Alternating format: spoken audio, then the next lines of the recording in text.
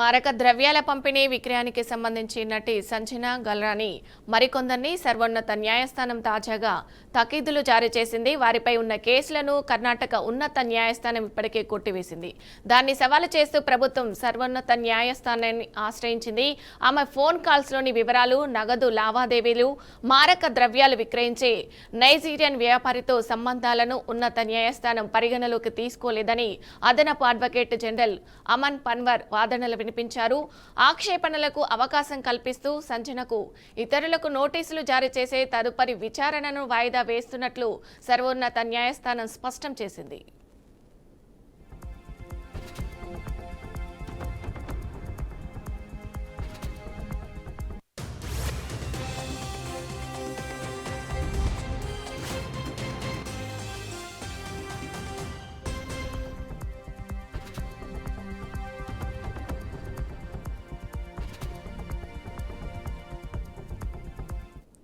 మారక ద్రవ్యాల పంపిణీ విక్రయానికి సంబంధించి నటి సంజన గల్రాని మరికొందరిని సర్వోన్నత న్యాయస్థానం తాజాగా తాకీదులు జారీ చేసింది. వారిపై ఉన్న కేసులను కర్ణాటక ఉన్నత న్యాయస్థానం ఇప్పటికే కొట్టివేసింది. దాన్ని సవాలు చేస్తూ ప్రభుత్వం సర్వోన్నత న్యాయస్థానాన్ని ఆశ్రయించింది. ఆమె ఫోన్ కాల్స్లోని వివరాలు, నగదు లావాదేవీలు, మారక ద్రవ్యాలు విక్రయించే నైజీరియన్ వ్యాపారితో సంబంధాలను ఉన్నత న్యాయస్థానం పరిగణలోకి తీసుకోలేదని అదనపు అడ్వకేట్ జనరల్ అమన్ పన్వర్ వాదనలు వినిపించారు. ఆక్షేపణలకు అవకాశం కల్పిస్తూ సంజనకు ఇతరులకు నోటీసులు జారీ చేసే తదుపరి విచారణను వాయిదా వేసినట్లు సర్వోన్నత న్యాయస్థానం స్పష్టం చేసింది.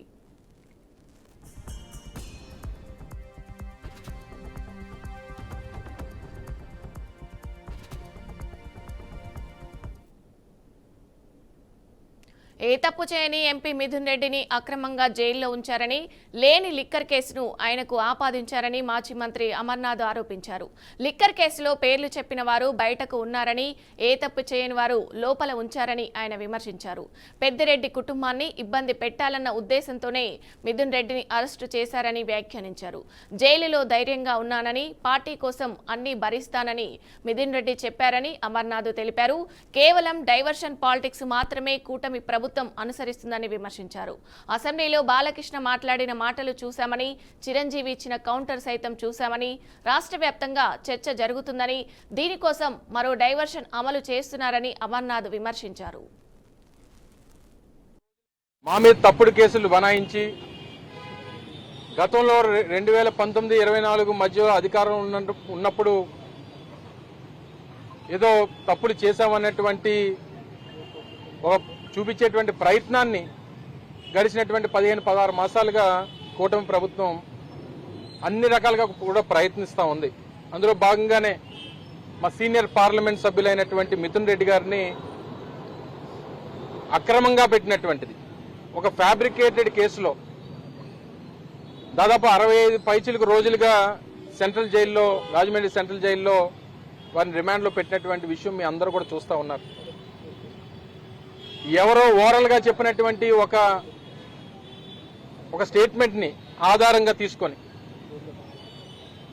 ఆయన మీద తప్పుడు కేసు బనాయించి అక్రమంగా ఆయన్ని రిమాండ్లోకి తీసుకొని ఈ రోజుకి ఒక్క ఎవిడెన్స్ కూడా బిల్డప్ చేయకుండా, ₹1 ఏదైనా అక్రమం జరిగిందా అనేటువంటిది కనీసం బిల్డప్ చేయకుండా, ప్రూవ్ చేయలేక కేవలం కక్షపూరితంగా పెద్దిరెడ్డి రామచంద్రారెడ్డి గారి కుటుంబాన్ని ఏదో రకంగా ఇబ్బంది పెట్టాలన్నటువంటి ఉద్దేశంతో చేస్తున్నటువంటి కార్యక్రమంగా కనబడతా ఉంది. మా మీద తప్పుడు కేసులు బనాయించి గతంలో 2019-24 మధ్య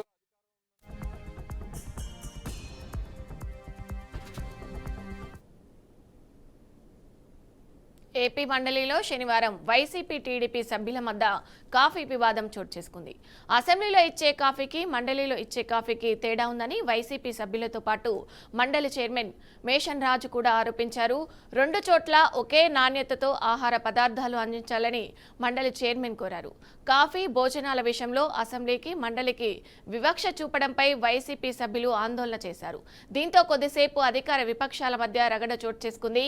ఈ విషయంపై చర్చకు పట్టు పట్టుబట్టి వైసీపీ సభ్యులు సభకు స్తంభింపజేశారు.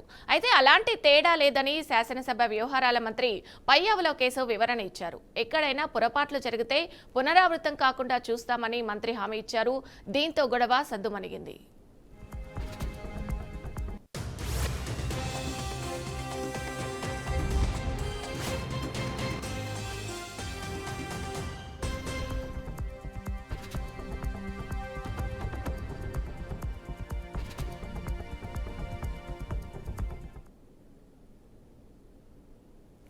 వయసు 75 ఏళ్లు నిండడంతోనే జాతీయ కార్యదర్శి పదవి నుంచి తప్పుకోనున్నట్లు సిపిఐ కంట్రోల్ కమిషన్ చైర్మన్గా నియమితులైన కె నారాయణ తెలిపారు.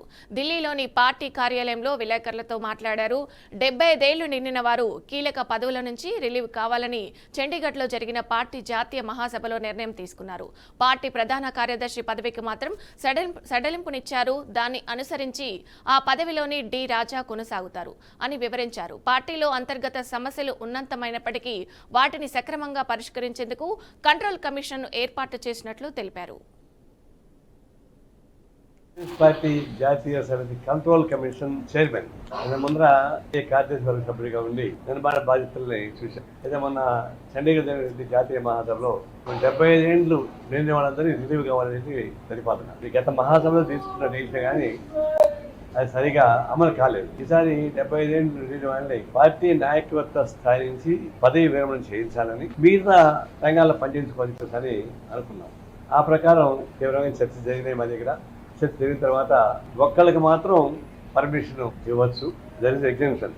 సిపిఎం కేరళ ముఖ్యమంత్రికి ఇచ్చినట్టుగా ఒక్కడికి ఇవ్వచ్చు అని చెప్పేసి ఒక డిసిషన్ తీసుకు ఆ ఒక్కడు రాజా ఉన్నాడు కాబట్టి అతనికి అవకాశం ఇవ్వడం జరిగింది.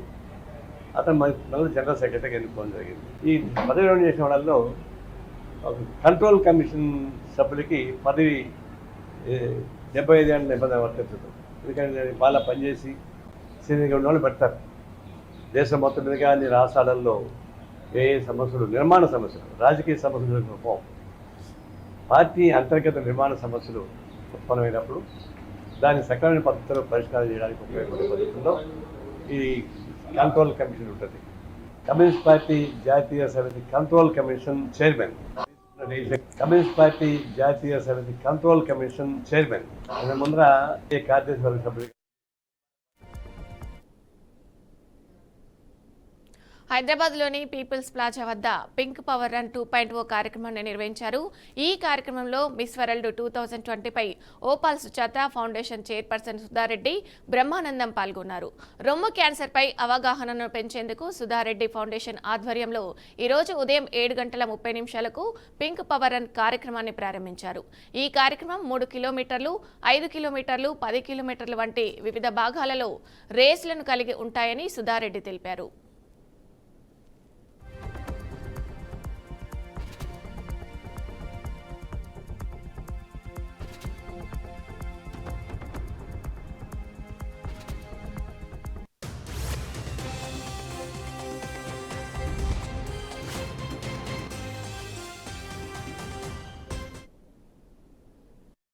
అవగాహన కల్పించాలి అనే ఆలోచనతోటి ఇలాంటి కార్యక్రమాలు నిర్వహించడం చాలా గొప్పగా, చాలా సంతోషంగా కూడా ఉంది.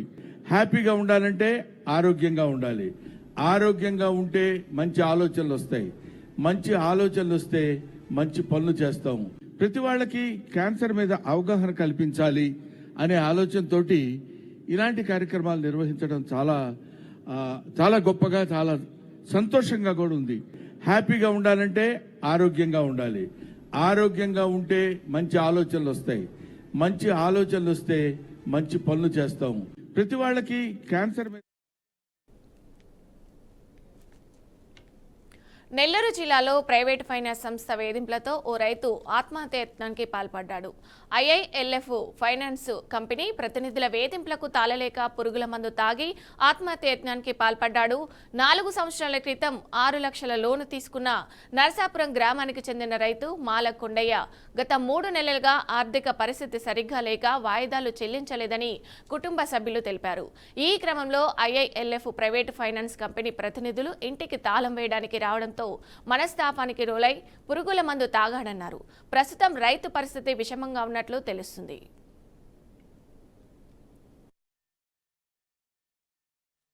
నన్ను బెదిరియడానికి కారణం హౌసింగ్ లోన్ వాళ్ళు ఎక్కువ బెదిరించారు నన్ను. అవసరం ఉంటే అందుకే తెలుస్తున్నాను కాబట్టి నేను ఇట్లా జరిగింది నాకు. చేసుకుందని కారణం మొత్తం నాకు ఇవన్నీ నేనే తెలుసుకోవాలా. లోడ్ ఎక్కువ చేసిన వాడు పెరిగిపోయింది. ఇంట్లో అబ్బాయి నా భార్య నేను చేయాలా కట్టాలా. ఈ నెల ఆఖరిలో కట్టాను. మా కష్టం మొత్తం బ్యాలెన్స్ చేస్తాను. వాడు వినలేదు. మీరు అంత అబద్ధం చెప్తున్నారు చేస్తామని మాట్లాడండి.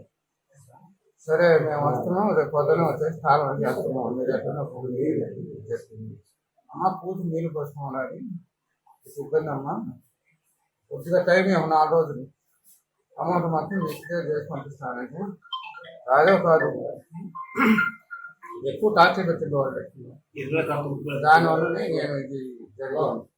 నన్ను బెదిరియడానికి కారణం హౌసింగ్ లోన్ వాళ్ళు ఎక్కువ బెదిరించారు నన్ను.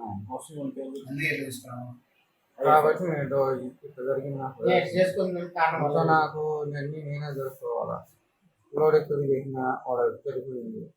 ఇంట్లో అబ్బాయి నా భార్య నేను చేయాలా కట్టాలా. ఈ నెల ఆఖరిలో కట్టాను. మా కష్టం మొత్తం బ్యాలెన్స్ చేస్తాను. వాడు వినలేదు. మీరు అంత అబద్ధం చెప్తున్నారు చేస్తామని మాట్లాడండి. సరే మేము వస్తున్నాం, రేపు పొద్దున వచ్చేసి స్థానం చేస్తున్నాం. మీరు ఎట్లా చేస్తుంది అమ్మ పూజ నీళ్ళు పోసుకోవాలి. ఇబ్బంది అమ్మ కొద్దిగా టైం ఏమో 4 రోజులు అమౌంట్ మొత్తం నెక్స్ట్ చేసి పంపిస్తానంటే అదే కాదు ఎక్కువ టార్చర్ పెట్టింది వాళ్ళకి. దానివల్లనే నేను ఇది జరిగింది. నన్ను బెదిరియడానికి కారణం హౌసింగ్ లోన్ వాళ్ళు ఎక్కువ బెదిరించారు నన్ను. అవసరం ఉంటే అందుకే తెలుస్తున్నాను కాబట్టి నేను ఇట్లా జరిగింది నాకు. చేసుకుందని కారణం మొత్తం నాకు ఇవన్నీ నేనే తెలుసుకోవాలా. లోడ్ ఎక్కువ చేసిన వాడు పెరిగిపోయింది. ఇంట్లో అబ్బాయి నా భార్య నేను చేయాలా కట్టాలా. ఈ నెల ఆఖరిలో కట్టాను. మా కష్టం మొత్తం బ్యాలెన్స్ చేస్తాను. వాడు వినలేదు. మీరు అంత అబద్ధం చెప్తున్నారు చేస్తామని. నేను కవర్ చేసి చెప్పాను. ఐఎఫ్ఎల్ లోన్ అది వచ్చేసి కవర్ చేసుకుంటూ వచ్చిన. ఆయన ఫోన్లో బ్యాలెన్స్ చెప్పుకుంటూ లేదు. ఆయన ఫోన్ చేశాడు. ఆయన ఫోన్ చేసినాక ఏం చెప్పారో మనకు తెలియదు. కానీ 2 రోజులు అయితే 2 రోజులు 3 రోజుల నుంచి మాత్రం బెదిరిస్తున్నాడంట. మేము వచ్చి ఇంటి లాకేసి బయట వేస్తామని బెదిరిస్తున్నాడంట. ఆయన వేరే ఒక అమౌంట్ అంటున్నాడు. వాళ్ళ అమౌంట్ కోసం తిరుగుతున్నాడు. కానీ అది చెప్తున్నా కూడా వాళ్ళు అర్థం చేసుకోకుండా బెదిరించారు. బెదిరించిన దానివల్ల ఈయన ఫైలింగ్ తీసుకున్నాడు. దానికి పరిస్థితి ఏం చేయాలి? 20,000 వేస్తామన్నా కూడా అవి మాకు 20,000 మేమేం చేసుకోవాలని చెప్పి దీనిలో మాట్లాడారు. దానికి ఎవరు జవాబుదారు? ఇప్పుడు ఫైలింగ్ తీసుకున్నాడు. ఇప్పుడు 1,00,000 రూపాయలు ఖర్చు అవుతుంది. ఎవడు ఇవ్వాలి? అల్లుడిగా నేను పెట్టుకోవాలన్నా, కొడుకు వాడు పెట్టుకోవాలన్నా, లేదా ఆయన సంపాదించి పెట్టుకోవాలన్నా? ఆయన సంపాదించేటట్టుంటే ఆయనకు వచ్చే పాల బిల్లు వాళ్ళకి వేస్తాడు. అల్లుడిగా మేము సంపాదించేది మా పిల్లలకి మా భార్య పెట్టుకుని సరిపోయాయి. వాడితో కొడుకుగా ఉండేవాడైతే వాడి పిల్లలకి వాడికి సరిపోతుంది. యాడ్ ఇచ్చే కట్టాల. నేను కవర్ మా కొడుకు లేడు ఇక్కడ. ఈ నెల కానే కాదు 11 గంటలకే నీటి మనుషులు ఉంటారు. మీరు ఎట్లా పోండి లేదు మేడం. ఒక్క రోజు 2 రోజులు ఈ నెల మాకు ఇవ్వండి. నడుగు మేము కట్టాము. ఏ రంగంలో మీరు అంతా చేస్తారు, మీరు మోసం చేస్తారు. 7 సంవత్సరాలు కట్టాలి. 4 సంవత్సరాలు కట్టా. ప్రజలు నేను లేను. మా నాన్నగారు నేను ఊరికి 4 సంవత్సరాలు అయింది. ఈ 3 సంవత్సరాలు ఈఎంఐ ఆపాను.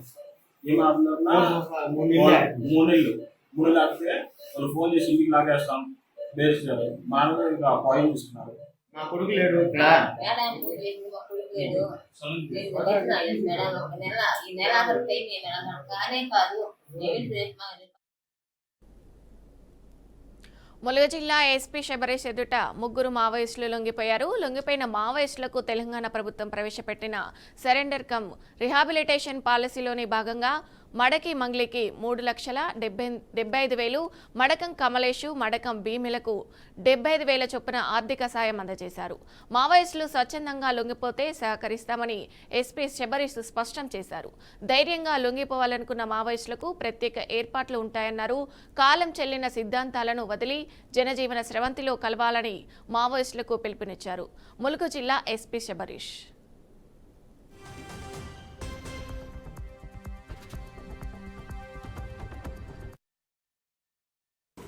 ములుగు జిల్లా పోలీసులు స్టార్ట్ చేయడం జరిగింది.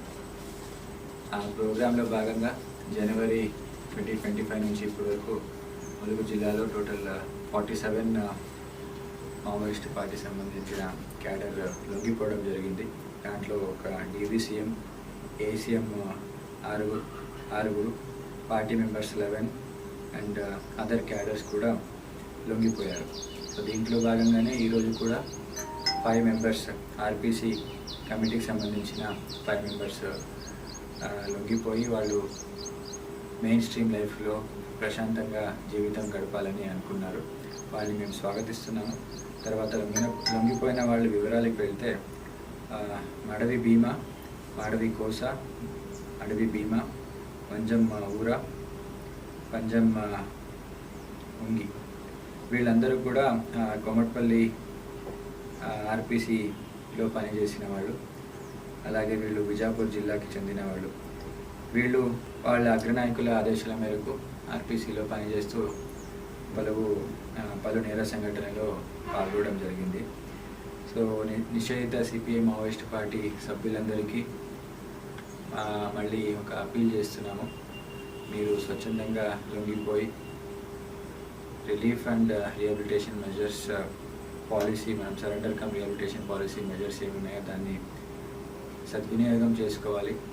ఒక మీనింగ్ఫుల్ లైఫ్ని గడపాలని ములుగు పోలీస్ తరఫు నుంచి విజ్ఞప్తి చేస్తున్నాను. ములుగు జిల్లా పోలీసులు స్టార్ట్ చేయడం.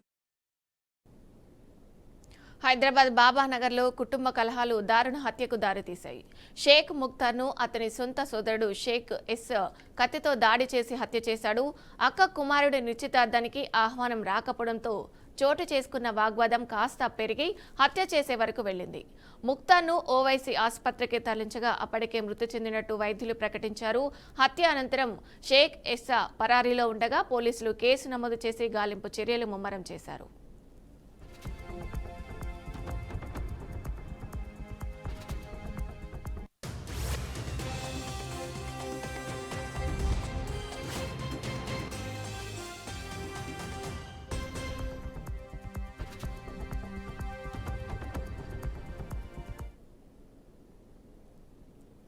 రంగారెడ్డి జిల్లా ఉస్మాన్ సాగర్ నుంచి 10 గేట్లను 9 ఫీట్లు ఎత్తి మూసీ నదిలోకి నీటిని విడుదల చేయడంతో వరద పరిస్థితి ఏర్పడింది. ఈ నేపథ్యంలో హైడ్రా కమిషనర్ రంగనాథ్ రంగంలోకి దిగారు. నార్సింగ్ పోలీస్ స్టేషన్ పరిధిలోని ఔటర్ రింగ్ రోడ్డు సర్వీస్ రోడ్డుపైకి వరద నీరు చేరడంతో వాహనదారులకు తీవ్ర అసౌకర్యం ఏర్పడింది. అప్రమత్తమైన అధికారులు ఆ మార్గాన్ని తాత్కాలికంగా మూసివేసి ట్రాఫిక్ను ప్రత్యామ్నాయ దారుల వైపు మళ్లించారు.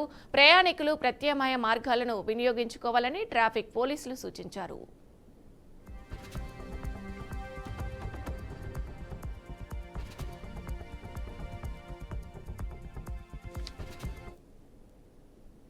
ఇవి bulletin updates. Keep watching BRK news Telugu సత్తా.